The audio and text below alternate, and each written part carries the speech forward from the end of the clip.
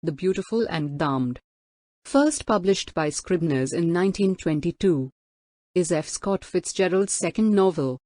It explores and portrays New York cafe society and the American Eastern elite during the Jazz Age, before and after the Great War, and in the early 1920s. As in his other novels, Fitzgerald's characters in this novel are complex, especially with respect to marriage and intimacy. The work generally is considered to be based on Fitzgerald's relationship and marriage with his wife Zelda Fitzgerald. The Beautiful and Damned is the story of Anthony Patch and his wife, Gloria.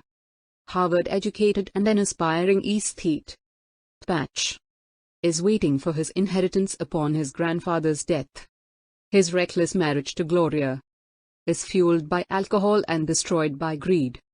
The Patches race through a series of alcohol-induced fiascos, first in hilarity, then in despair.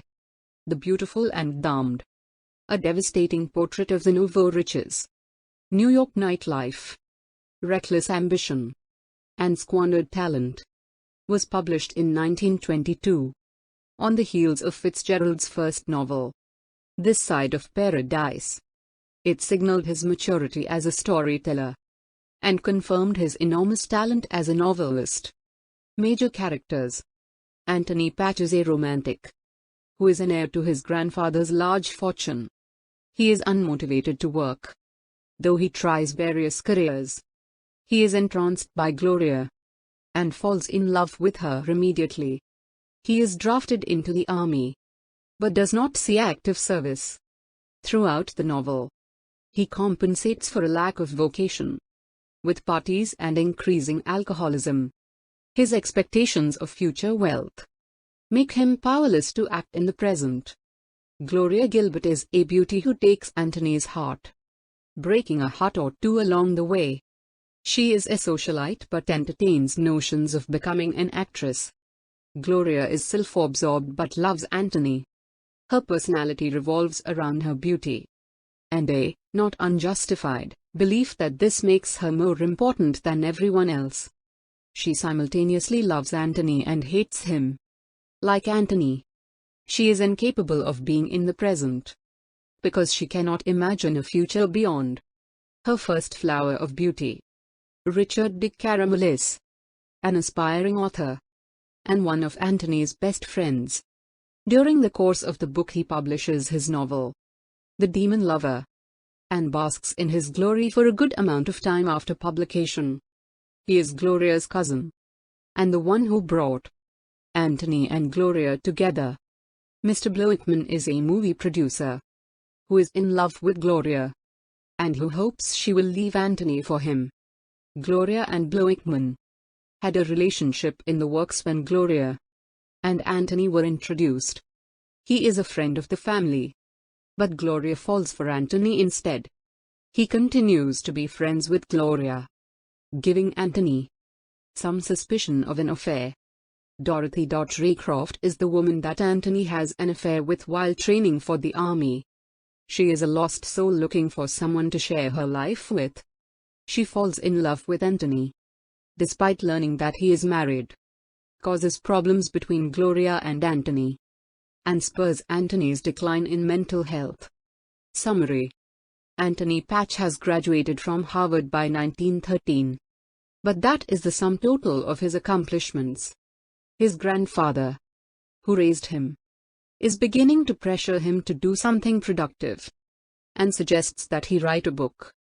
But Anthony's life seems to be one enormous writer's block. He dreads having to sit down and come up with something to write, and most of his days are spent worrying about things.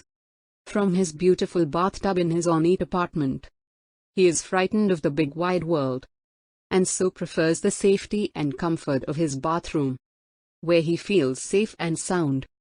Dick Caramel, Anthony's roommate at Harvard, decides to introduce him to his cousin Gloria Gilbert, who is a society girl, and also somewhat of a hustler. She is beautiful, and uses her beauty to persuade men to pay for her meals. Anthony becomes fascinated by her and particularly by the ease with which she gets by on just her looks.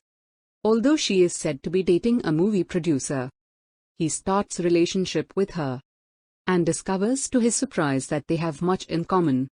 Both worry constantly about the fleeting nature of youth.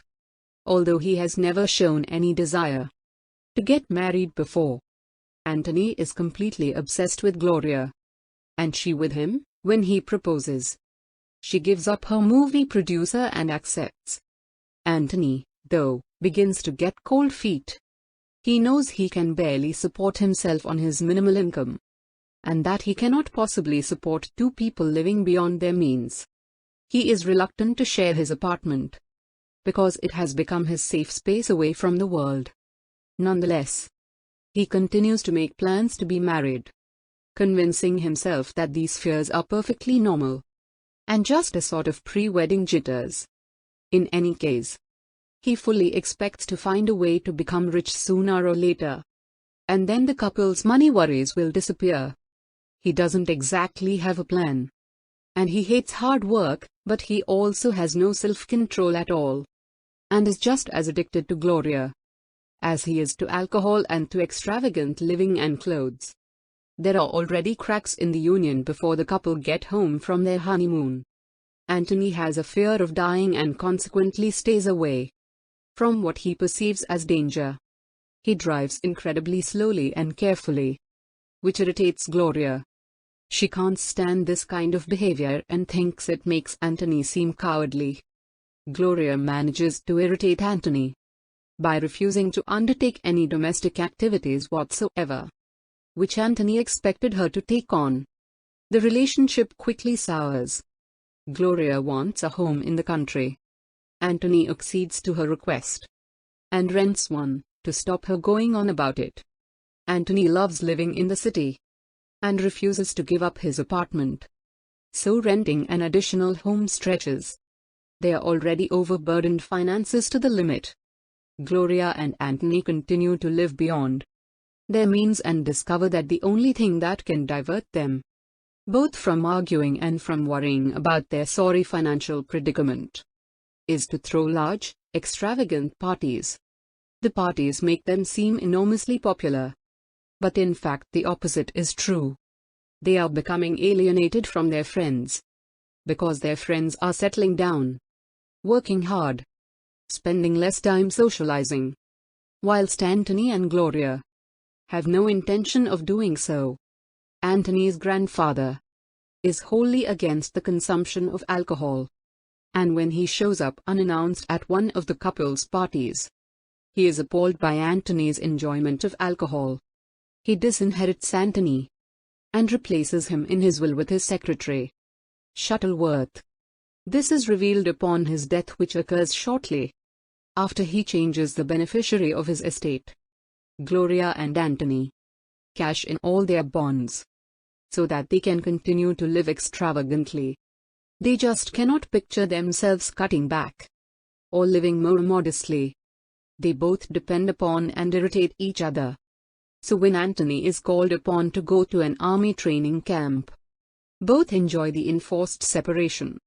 Anthony begins an affair with a woman named Dorothy Raycroft, but feels horribly guilty about it as soon as the affair starts. Anthony is a terrible soldier, but before he is deployed the war comes to an end. He is excited to return home to Gloria, who has missed him too, but soon their old pattern returns, and they are unhappy all over again. Gloria has always dreamed of becoming an actress, but learns that she is considered too old to be a leading lady. She is 30 but feels as if her life is over. She prepares herself for death. The only glimmer of hope for her is that the lawsuit she and Anthony filed against his grandfather's estate might succeed. She suggests they move to Europe and die there. Anthony counters with suggestions of people whom they might approach for a loan until the lawsuit is decided. He suggests they go to Bloeckman, her former movie producer flame. But Gloria already called in a favor from him to get a screen test, the screen test at which she was told she was too old to be a leading lady. Anthony meets his estranged best friend whilst stumbling home from a bar. Drunk. Maureen Noble won't even let him finish asking him for a loan, which frustrates Anthony. And in his agitation he goes to confront Bloeckman, who is drinking in a very elite drinking club. They get into a fist fight and Anthony is thrown out. A passerby puts him into a taxi but the driver ejects him from the cab because he has no money to pay the fare. Anthony descends quickly into life-altering alcoholism. He rarely leaves the house and does not even go to the courthouse with Gloria to hear the verdict of their lawsuit. He stays home instead, where he receives a surprise visitor, Dorothy, the woman with whom he had an affair whilst he was on the army training base. She has come to New York expressly to look for him but does not receive the reception she had hoped. Anthony is too drunk to process the surprise visit and throws a chair at Dorothy before passing out. When Gloria and Dick return home in celebratory mood, they have won the lawsuit. They find him on the floor studying his childhood stamp collection. We learn Anthony's fate via two strangers who see Anthony sitting alone and gossip about what they have heard about him. He let his mind and body go after Shuttleworth's suicide, which was precipitated by losing the inheritance money after the lawsuit. But Anthony feels only the sense of victory, that he managed to beat an unnamed adversary called They, and came out on top in the end. End of the brief summary. Thank you.